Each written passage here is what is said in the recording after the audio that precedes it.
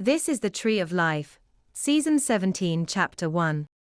In this episode, we will be talking about context interlinking and context exclusion created by strings of parallel contemporaneous digital and analog structures. To begin, if we imagine that there are two structures, one analog that is substitutionary and one digital, described by an affirmational valence. Now, we know that the analog structure is contextual. That is, the substitution of impulse 1 for impulse 2 through negation of impulse 2 occurs within a particular context.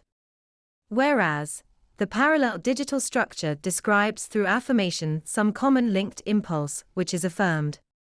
We can say that the negated impulse within the digital structure, which is not described by the analog structure, could, by implication, also be negated through a negational valence in some third structure describing the same impulse and some other substitutionary impulse.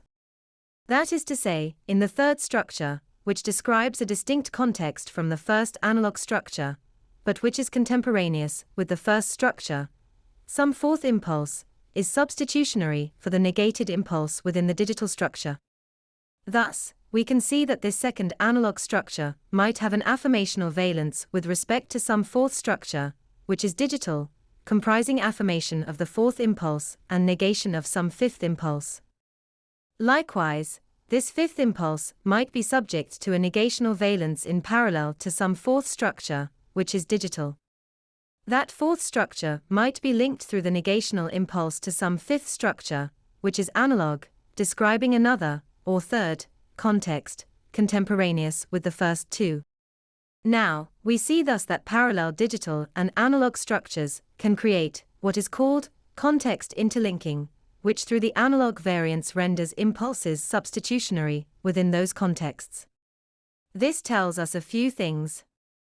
1. Although digital structures create exclusive word associations, by defining through negation and affirmation, these sequential analog structures can likewise approach this exclusivity by linking of contexts with respect to distinct, but substitutionary impulses. We call the impact of this context interlinking on the exclusivity of word associations, context exclusion. 2. We also see that by utilizing context exclusion, a continuum is created between exclusivity and non-exclusivity through substitutionary arrangements by context.